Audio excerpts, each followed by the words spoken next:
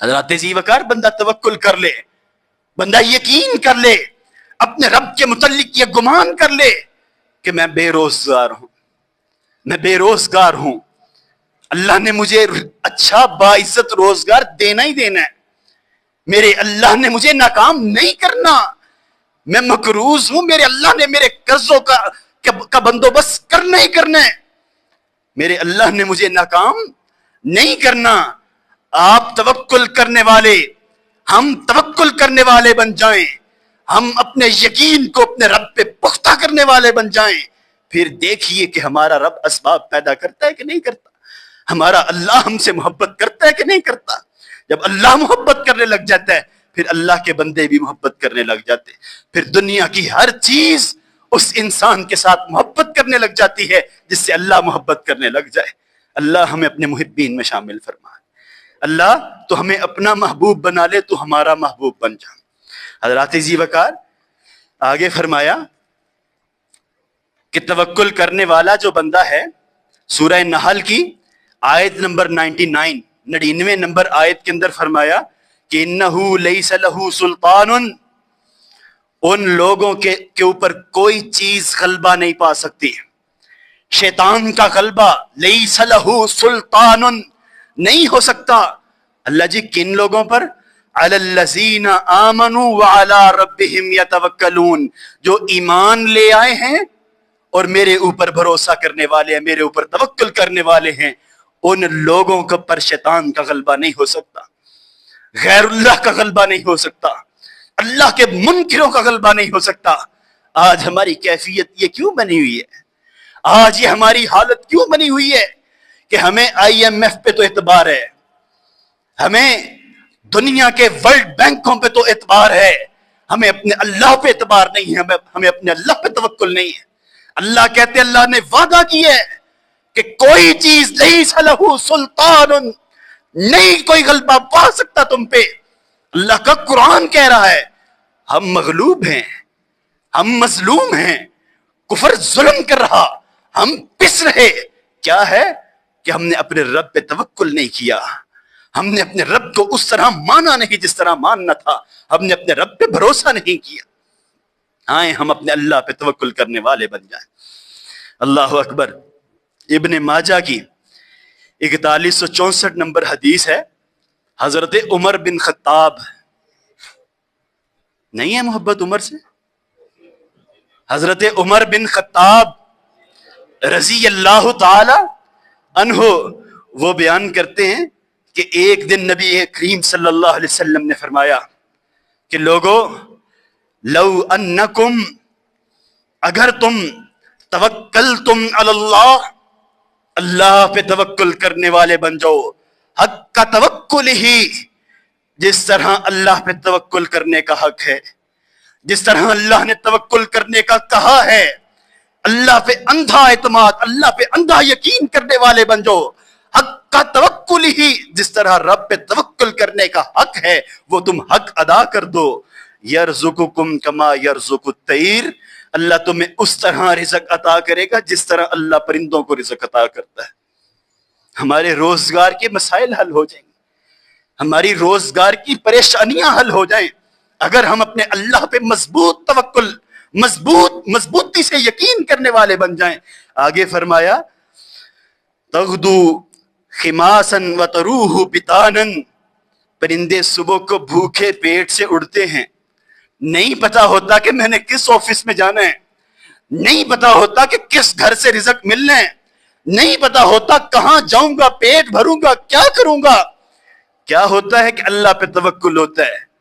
یغدو خماسا، وہ صبح بھوکے پیٹ اڑتے ہیں، اللہ تبارک و تعالی وتروح بطانا، اللہ پوٹے بھر کے، پیٹ بھر کے ان کو شام کو ان کے گھونسلوں میں واپس لوٹاتے۔ امام الانبیاء صلی اللہ علیہ وسلم نے فرمایا اگر اللہ پہ اس طرح توکل کرنے والے بن جائیں نا جس طرح حق کا توکل ہی، جس طرح اس پہ توکل کرنے کا حق ہے، اللہ ہمیں پرندوں کی طرح صبح ہم بھوکے پیٹ اپنے گھروں سے نکلیں اور شام کو اللہ رزق کے ساتھ پیٹ بھر کے ہمارا خوراک کے ساتھ ہمیں ہمارے گھروں تک واپس بھیجے۔ لیکن ہمارے توکل میں کمی، ہمارے توکل میں کمزوری ہے۔ ہم نے اپنے رب کو نہیں سمجھا۔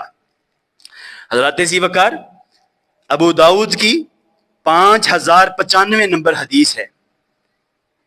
اللہ اکبر۔ صحابی بیان کرتے ہیں کہ اللہ کے نبی صلی اللہ علیہ وسلم نے فرمایا کہ اللہ پہ توکل کی بات ہے اذا خرج الرجل من بیتہ، کہ جب آدمی اپنے گھر سے باہر نکلتا ہے فقال بسم اللہ توکلت علی اللہ لا حول ولا قوة الا باللہ۔ سب کو یاد ہے نا گھر سے باہر نکلنے کی دعا کیا ہے؟ بسم اللہ توکلت علی اللہ لا حول ولا قوة الا باللہ۔ بندہ اپنے گھر سے یہ دعا امام الانبیاء فرما رہے ہیں پڑھ کے باہر نکلتا ہے، ایک فرشتہ اس کے ساتھ ہو جاتا ہے۔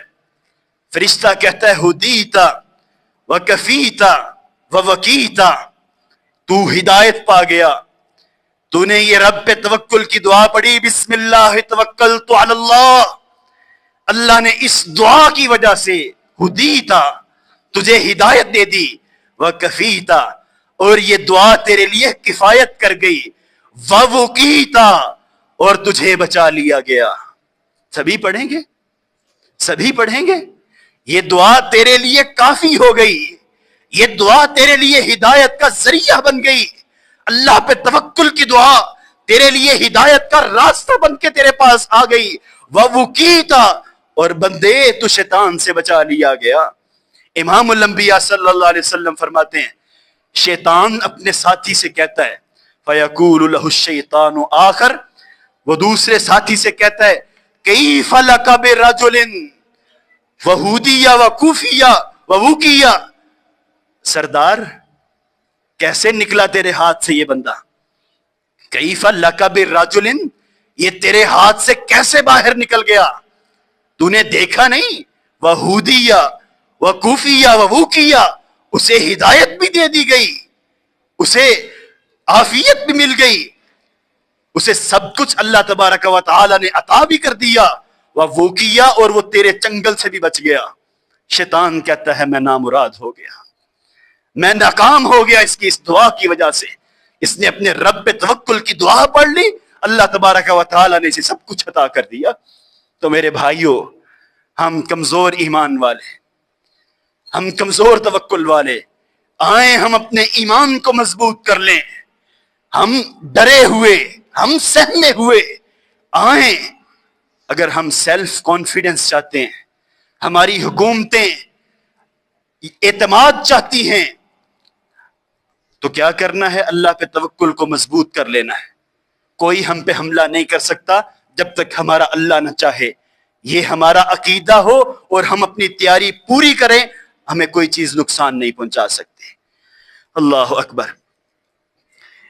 نبی کریم صلی اللہ علیہ وسلم اللہ کے سب سے عظیم پیغمبر، کائنات میں اللہ کی سب سے محبوب ہستی، آپ علیہ السلام کا اپنے رب پہ توکل پتہ کتنا تھا؟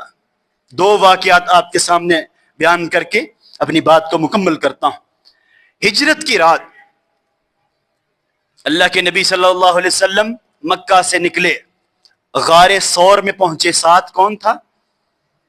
ابو بکر صدیق رضی اللہ تعالی عنہ، ابو بکر صدیق ہے ساتھ۔ صبح ہوئی، آپ علیہ السلام نے غار ثور میں پناہ لی۔ کہاں پہ پناہ لی نوجوانوں؟ غار ثور کے اندر۔ جنہوں نے غار ثور دیکھا ہوا ہے انہیں معلوم ہے کہ پہاڑ کے اوپر نیچے گہری جگہ کے اندر غار ثور موجود ہے، جہاں پہ اللہ کے پاک پیغمبر صلی اللہ علیہ وسلم اور حضرت ابو بکر پناہ لیے ہوئے۔ کفار کے قافلے غار ثور والے پہاڑ کے اوپر چڑھ گئے آگے۔ امام کائنات اندر بیٹھے ہوئے، ابو بکر صدیق رضی اللہ تعالیٰ عنہ وہ ساتھ ہیں۔ ابو بکر صدیق رضی اللہ تعالیٰ عنہ کہتے ہیں امام الانبیاء، اے میرے محبوب، اگر ہمارے دشمنوں نے، ان کافروں نے اگر اپنے پاؤں کی طرف دیکھ لیا نا تو ہم پکڑے جائیں گے، یہ ہمیں گرفتار کر لیں گے، یہ ہمیں مار دیں گے۔ اللہ کے نبی صلی اللہ علیہ وسلم کا توکل چیک کرو، آپ علیہ السلام کا رب پہ یقین اور اعتماد۔ کیا فرمایا؟ اللہ اکبر، ما ظنک یا ابا بکر، اے ابو بکر تیرا کیا گمان ہے بے اسنین، ان دو بندوں کے لیے، اللہ ثالثہما، جن کا تیسرا اللہ ہے، جن کے ساتھ تیسرا اللہ ہے، ان دو بندوں کے بارے میں بھی اسنین تیرا کیا ارادہ ہے، تیرا کیا خیال ہے؟ ابو بکر کہتے ہیں کہ میں خاموش ہو گیا، میں چپ ہو گیا کہ ہمارے ساتھ جب اللہ ہے، ہمارے ساتھ جب ہمارا رب ہے، ہمیں گھبرانے کی کیا ضرورت ہے، ہمیں پریشان ہونے کی کیا ضرورت ہے؟ جب ہمارا رب پہ توکل ہے، جب ہمارا اللہ پہ یقین ہے، وہ ہمیں بچا لے گا۔ اللہ پاک نے بچایا یا نہیں بچایا؟ اللہ اکبر۔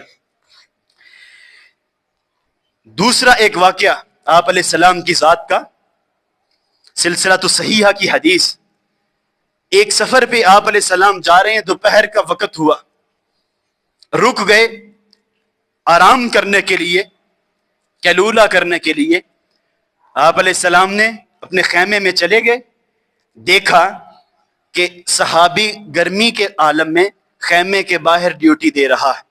آپ علیہ السلام نے کہا میرے صحابی جاؤ جا کے اپنے خیمے میں آرام کرو، میرا اللہ پہ توکل ہے، میرا بھروسہ ہے، جاؤ جا کے آرام کرو۔ اللہ اکبر۔ صحابی جا کے اپنے خیمے میں لیٹ گیا، نیند کی آغوش میں چلے گئے۔ اللہ کے پاک پیغمبر صلی اللہ علیہ وسلم کے پاس ایک بندہ آپ کے خیمے میں داخل ہو گیا، جو ظالم تھا، جو دشمن تھا۔ آ کے اس نے آپ علیہ السلام کی ہی تلوار کو تھام لیا، تلوار اٹھا کے تان کے آپ علیہ السلام کو نیچے لیٹے ہوئے مخاطب کر کے کہتا ہے میں یعصمک منی یا محمد، اے محمد کریم۔ اس نے تو نہیں کریم کہا صلی اللہ علیہ وسلم، ہمارے لیے تو کریم ہے نا۔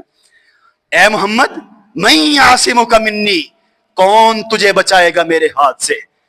آپ علیہ السلام نے روب کے ساتھ، دبدبے کے ساتھ، سوچا نہیں کہ میں تو شکنجے میں آ گیا، ابھی وار کرے گا، مجھے ہلاک کر دے گا۔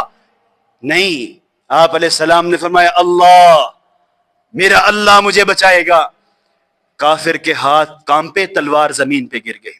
آپ علیہ السلام نے تلوار کو تھاما، پوچھا کہ میں عاصمک منی، اب بتا تجھے کون بچائے گا میرے ہاتھ سے؟